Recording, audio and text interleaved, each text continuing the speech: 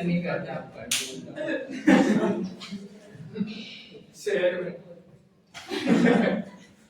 Question number 11 अपने पास लिख रहा है doctor ML Sharma work on several houses at Jaipur. ML Sharma के पास कई सारे घर है जयपुर के अंदर। अब कई सारे ये पता नहीं कितने। वन ऑफ विच इसमें से one of which whose municipal valuation is 1,60,000। इसमें से एक घर का म्युनिसिपल वैल्यूएशन अपने पास 1,60,000 is used by him for his own residence. तो इसके पास एक घर का तो ये खुद रहता है, सेल्फ ऑक्यूपाइड प्रॉपर्टी हो गई अपने पास, और इसका म्युनिसिपल वैल्यूएशन बता रखा है हमारे पास 1,60,000। ये नहीं केस सोनिक फॉर्म कर रहा था देख। तो लिखा था doctor ML Sharma on several houses at Jaipur, one of which whose municipal valuation is 1,60,000 is used by him for own residence and the remaining houses are let out। और बाकी के घर किराए पर दे रखे। क्या दिक्कत है? सर मैंने से बोला तो बात क्या, मैं तो कुछ बोल नहीं रहा था, मार गया चुनाव अब चुप रहो, है ना, हो गया जितना होना था, अभी पढ़ लो चुपचाप। तो लिख रहा है doctor ML Sharma owns several houses at Jaipur, one of which whose municipal valuation is 1,60,000 is used by him for his own residence and the remaining houses are let out। बाकी के घर किराए पर दे रखे हैं। During the previous year 2022-23 he received rupees 2,43,000 in December 2022 as rent of a house which is let out to a public limited company। हमने एक घर किराए पर दे रखा था एक कंपनी को। ये वाला घर किराए पर दे रखा है एलओपी है, और ये वाला घर अपन ने किराए पर दे रखा है कंपनी को। इससे अपने को रेंट मिला है 2,43,000 रुपए।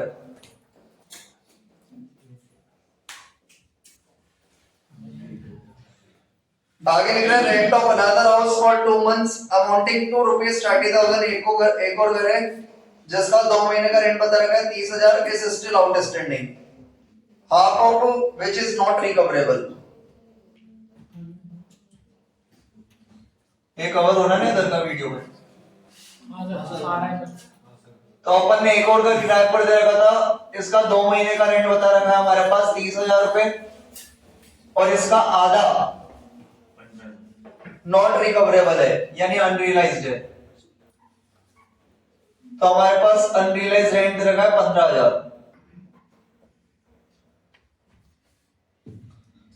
आगे लिखा है he has made the following payments during the previous year in respect of all houses।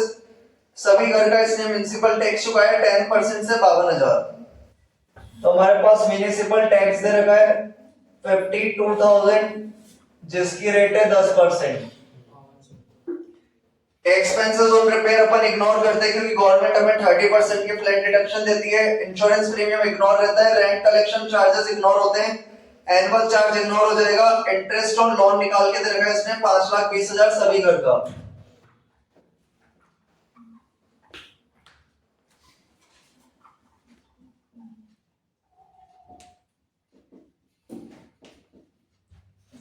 आगे लिख रहा है वन हाउस एक और घर था जिसका रेंट 15,000 रुपए महीना था।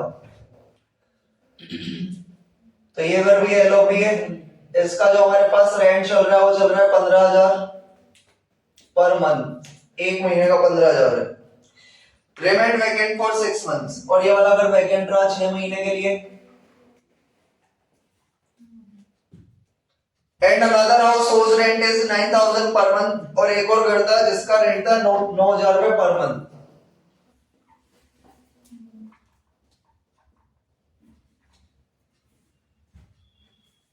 रिमेंड वैकेंट फॉर 10 months, 10 महीने के लिए खाली था।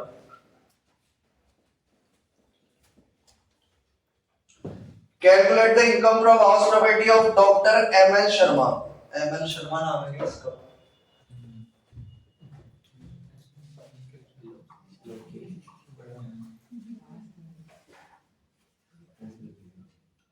डॉक्टर बनने में स्कोप है, इतने सारे घर हैं।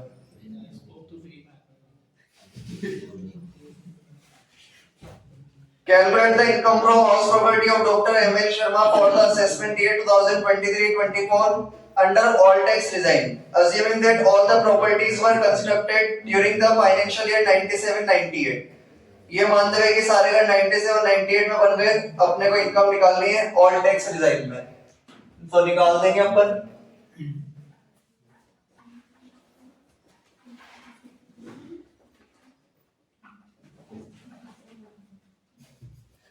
बातें मत करो आप लोग।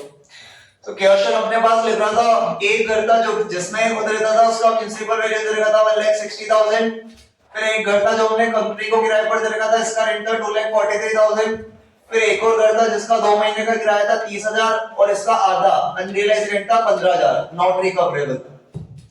म्युनिसिपल टैक्स से सभी घर के 52,000 थे, 10% से इंटरेस्ट ऑन सभी घर का इंटरेस्ट निकाल के दे रखा है 5,20,000। एक और घर था जिसका 1 महीने का रेंट था 15,000, 6 महीने के लिए खाली रहा। एक और घर था जिसका 1 महीने का रेंट था 9,000, 10 महीने के लिए खाली रहा। बाकी अपने से ऑल टैक्स रिजाइम में इनकम निकालने को गिरा है। हमारे पास 4 आइटम नहीं है, अगर अपन इंटरेस्ट निकालना चाहे तो अपन को 4 आइटम चाहिए होते हैं। एक तो लोन का अमाउंट, एक लोन की डेट, एक इंटरेस्ट की डेट और एक हाउस कंप्लीट होने की डेट। तो हमारे पास 4 आइटम नहीं है, तो जिसने क्वेश्चन में इंटरेस्ट दे रखा है इसी को कंसीडर करते हुए अपने को इनकम निकालनी है। यहाँ पर 2 कॉलम बना दिए मैंने, क्योंकि यहाँ पर काफी सारी एलओपी थी, 1 2 3 4 और पता भी नहीं किसका क्या है, म्युनिसिपल वैल्यू वगैरह ऐसा कुछ पता भी नहीं है, तो एक ही कॉलम बना दिया। लेट आउट प्रॉपर्टी का अलग बना दिया, सेल्फ ऑक्यूपेंट प्रॉपर्टी का अलग बना दिया। सबसे पहले अपन लिखते हैं म्युनिसिपल वैल्यूएशन, तो अपन लिखेंगे म्युनिसिपल वैल्यूएशन। और हमारे पास म्युनिसिपल वैल्यूएशन बता रखा है एसओपी वाले घर का 1,60,000, लेकिन मैंने आप लोगों को पढ़ाया है एसओपी वाले घर की तो एनईवी डायरेक्ट क्या कर देते हैं 0, तो एलओपी की लिखेंगे। एलओपी की अपन कैसे निकाल लेंगे, हमारे पास म्युनिसिपल टैक्स बता रखा था जो कि है 52,000, सभी प्रॉपर्टीज का था ये म्युनिसिपल टैक्स और इसकी रेट है 10, तो इसको अपन 100 पे ले जाएंगे तो हमारे पास म्युनिसिपल वैल्यू आ जाएगी कितनी 5,20,000। तो ये हमारे पास म्युनिसिपल वैल्यू आएगी सभी घर की। अगर अपन म्युनिसिपल वैल्यू निकालें एलओपी की तो सभी घर की म्युनिसिपल वैल्यू है 5,20,000, इसमें से एसओपी वाले की माइनस कर दो 1,60,000, तो हमारे पास एलओपी वाले की म्युनिसिपल वैल्यू आ गई कितनी 3,60,000। तो हमारे पास म्युनिसिपल वैल्यू आ गई एलओपी वाले की 3,60,000, तो यहाँ पर अपन लिख देंगे 3,60,000 सभी घर की म्युनिसिपल वैल्यू है और सेल्फ ऑक्यूपाइड का एनएवी डायरेक्ट अपन 0 करते हैं, तो ये अपन ने निकाल दिया। यहाँ पर बात करें इसके बाद पेरेंट वगैरह हमारे पास कुछ भी नहीं है, तो अपन डायरेक्ट लिखते हैं यहाँ पर expected rent to whichever is lower. Lower compare करेंगे तो एक ही अमाउंट है, वैसा का वैसा आ जाएगा अपने पास। इसके बाद अपन लिखते हैं एक्चुअल रेंट, जो कि अपन लेते हैं 12 महीने का, तो एक्चुअल रेंट ले लेंगे अपन। सबसे पहले अपन ने कंपनी को अगर किराए पर दिया था, तो आप लोगों को मैं एक रूल बता दूं, एक रूल होता है फिर लिखा दूंगा।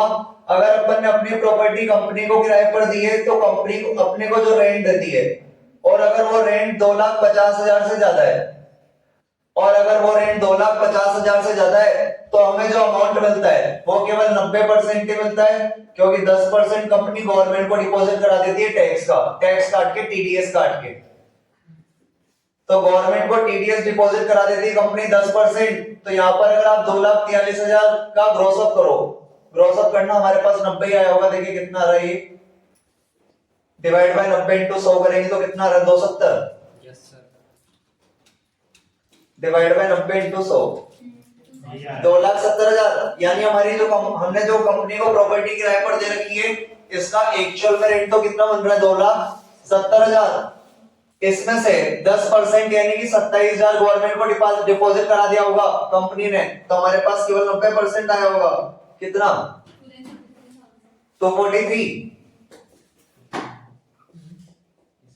तो हमारे पास जो क्वेश्चन में रेंट दे रखा है, कंपनी को हमने घर किराए पर दे रखा है, केवल 90% है। जब अपन इनकम निकालते हैं तब 100% लेते हैं, यानी अपन 2,43,000 को कन्वर्ट कर देंगे डिवाइड बाय 90 मल्टीप्लाई बाय 100 से, तो अपन कितना रेंट ले लेंगे 2,70,000। अभी लिखा दूंगा मैं, लेकिन ये रेंट कितने से ज्यादा होना चाहिए 2.5 लाख से, और हमारा जो ये रेंट है कितने से ज्यादा है 2.5 लाख से ज्यादा है। तो अपन यहाँ पर ले लेंगे rent 2,43,000 divide by 90 multiply by 100। आगे चलते हैं। इस वाले घर का एक महीने का रेंट कितना हो जाएगा? 15,000। एक महीने का रेंट 15,000 है तो 12 महीने का कितना हो जाएगा? 1,80,000।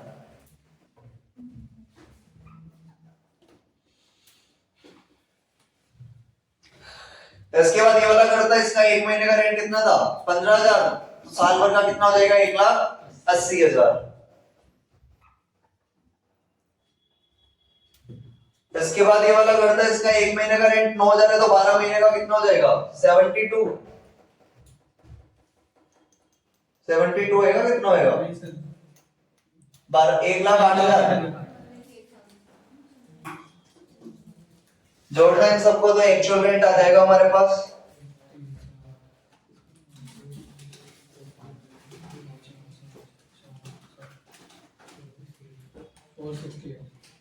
और 68 738 है ना। एसओपी वाले की तो एनएवी डायरेक्ट क्या करनी है अपने को? 0। तो हमारे पास 738 आ गया। बाकी सब तो इजी था, बस इसको अपने को क्रॉस अप करना था क्योंकि 90% था हमारे पास, क्योंकि 250 से ज्यादा आ रही थी लिमिट इसकी। लेस करने के लिए फिलहाल हमारे पास अनरियलाइज्ड रेंट है। हाँ है, तो लेस कर देंगे अपन अनरियलाइज्ड रेंट।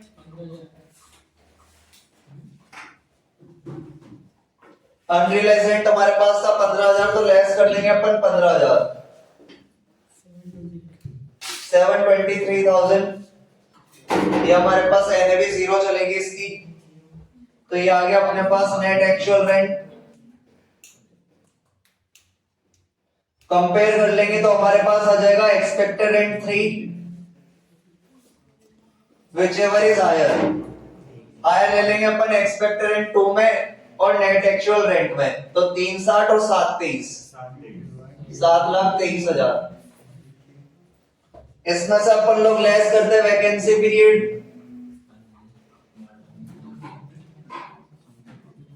और वैकेंसी पीरियड हमारे पास यहाँ पर इसने बताया था, ये वाला घर तो 6 महीने यानी 15,000 इंटू 6 90,000, और ये वाला घर 10 महीने तो 9,000 इंटू 10 90,000। दोनों के अंदर 90-90 आ रहा है, तो अपन ले लेंगे 90-90।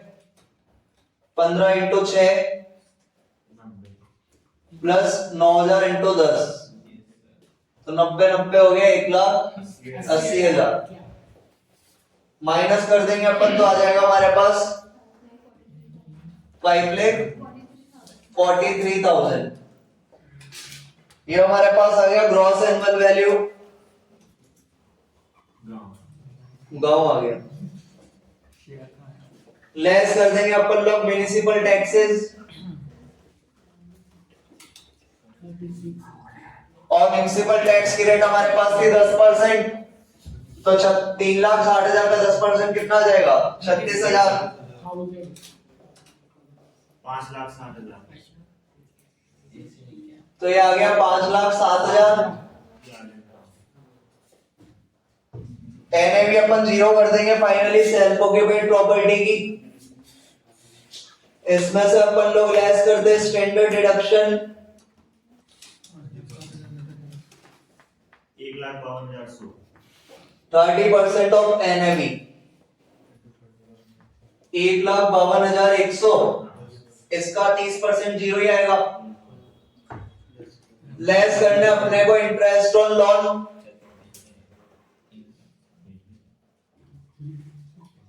और हमारे पास इंटरेस्ट ऑन लोन उसने खुद ने निकाल के देगा, और हमारे पास इंफॉर्मेशन भी नहीं है अपन खुद ही निकाल सके। तो इसको जब भी हमारे पास क्वेश्चन में कुछ नहीं बोले, हमारे पास काफी सारी प्रॉपर्टीज है, तो इसको अपन म्युनिसिपल वैल्यू के रेशो में बांट देते हैं। किसके रेशो में बांट देंगे? म्युनिसिपल वैल्यू के। और म्युनिसिपल वैल्यू हमारे पास आ जाएगी, लेट आउट प्रॉपर्टी की म्युनिसिपल वैल्यू 360 थी और सेल्फ ऑक्यूपाइड की 160 थी, तो 360 और 160 के रेशो में बांट देंगे। और 360 और 160 हमारा कितना हो रहा था? 5-20। 360 और 160 कितना हो रहा है? 5-20। और इंटरेस्ट भी हमारे पास कितना आ रहा है? 5-20। तो इंटरेस्ट भी कितना हो जाएगा? 360 और 160। इंटरेस्ट पे कितना हो जाएगा 360 और 160, क्योंकि म्युनिसिपल वैल्यू में हमारे पास 5 के साथ ये रेशियो निकालना चाहो निकाल लो। 4 जीरो से 4 जीरो काट देंगे, 4 जीरो से 4 जीरो काटा, फिर 2 के पाड़े से काट देंगे, 36 का आधा हो जाएगा 18 और 16 का आधा हो जाएगा 8। वापस काटेंगे 2 के पाड़े से तो आ जाएगा 9 और 4। तो आप लोग बांट देना 5,20,000 को। 5,20,000 का इंटरेस्ट है हमारे पास। 9/13 अनुपात बटे अनुपातों का योग, तो 9/13 देखो वही आ रहा होगा 3,60,000 और 5,20,000 का आप निकालोगे 4/13 तो यही आएगा 1,60,000। कैसे भी कर लो, कान इधर से पकड़ो या उधर से बात एक ही है। तो हमारे पास इंटरेस्ट आ जाएगा 360 और 160। तो हमारे पास इंटरेस्ट आ गया 360, लेकिन सेल्फ ऑक्यूपाइड प्रॉपर्टी के केस में तो अपने को यहाँ पर रूल्स लगाने पड़ते हैं। सेल्फ ऑक्यूपाइड प्रॉपर्टी के केस में तो अपने को क्या लगाना पड़ता है, रूल। एक तो 30,000 की लिमिट होती है और एक 2 लाख की लिमिट होती है। रूल हमारे पास होता है कि अपन ने लोन लिया हो 31 मार्च 1999 के बाद, और यहाँ पर क्वेश्चन में बोला है कि अपन ने जो प्रॉपर्टीज बन गई है सारी, एक बार पढ़ना, सारी प्रॉपर्टीज कब बन गई थी 97 98 में। सारी प्रॉपर्टीज कब बन गई 97 98 में। तो इंसान प्रॉपर्टी बनाने के पहले लोन लेता है या बनाने के बाद लेता है? बनाने के पहले, मतलब इसका तो 97 98 के पहले लोन ले लिया होगा। तो पहली कंडीशन ही पूरी नहीं हो रही, क्योंकि पहली कंडीशन ही क्या थी, हमने जो लोन लिया वो लोन लिया 31 मार्च 1999 के बाद। यहाँ पे तो प्रॉपर्टी 97 98 के पहले कंप्लीट हो गई है, तो लोन भी कब लिया होगा, पहले। पहली कंडीशन ही फॉलो नहीं हो रही है, तो यहाँ पर लिमिट 2 लाख से लेकर केवल कितनी रह जाएगी 30,000। तो बनते तो इंटरेस्ट के हमारे पास 1,60,000 है, लेकिन लेस केवल कितने करेंगे अपन 30,000। तो यहाँ से लेस कर देंगे अपन 30,000, माइनस का 30,000, तो ये आ गया माइनस का 30,000। 5,12,400 नहीं तो ये 5,07,000 के हो जाएंगे माइनस होंगे। माइनस।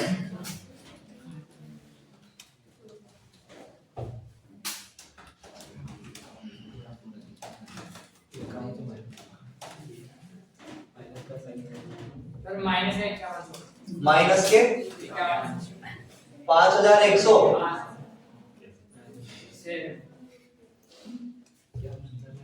यही ना। तो ये हमारे पास आ गई इनकम फ्रॉम हाउस प्रॉपर्टी।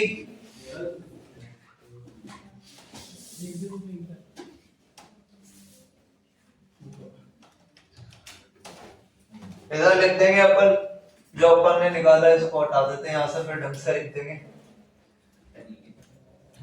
तरीके से।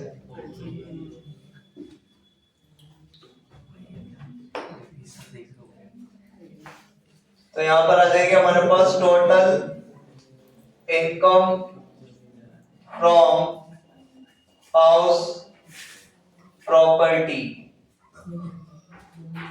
एक एलओपी से और एक एसओपी से।